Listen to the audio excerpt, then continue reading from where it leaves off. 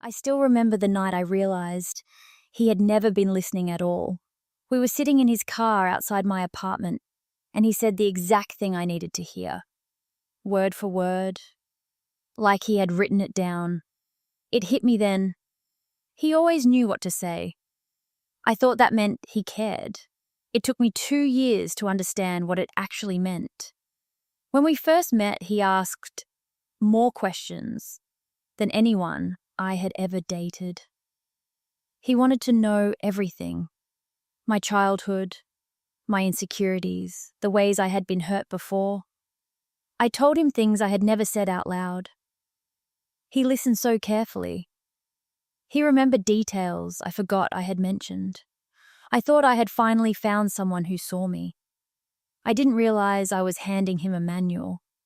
The first time I got upset about something small, he didn't get defensive. He didn't argue. He just looked at me with this expression I couldn't read and said, "I know you're scared I'll leave." Like he did. I'm not him. I froze.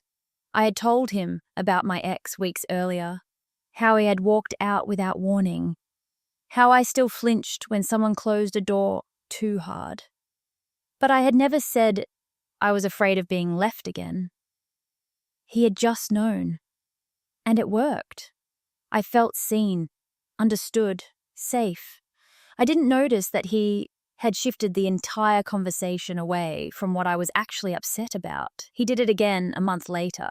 I told him I felt like he was pulling away. He got quiet for a long moment. Then he said, "I think you're projecting your abandonment issues onto me." "That's not fair." I apologized.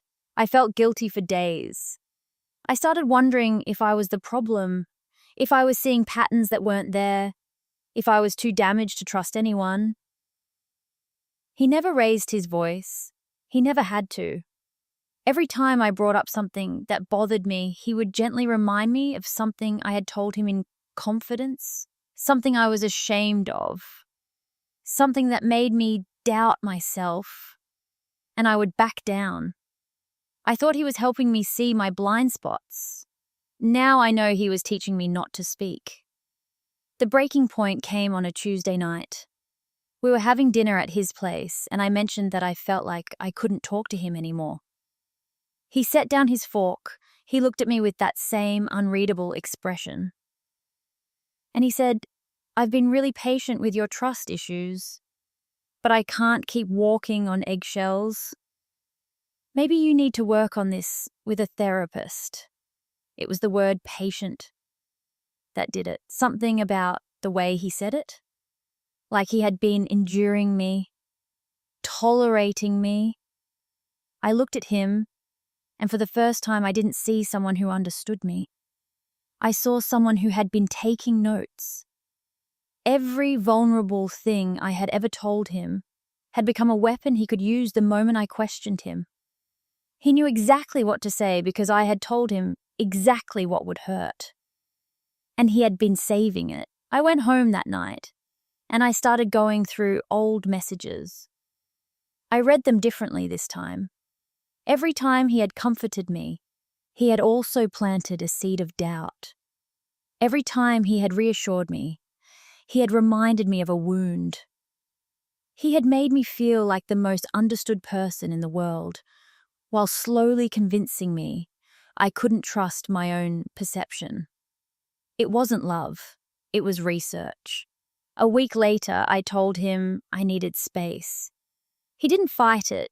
He just nodded slowly and said, "I knew this would happen eventually. You always run when someone gets too close." I didn't argue. I just left.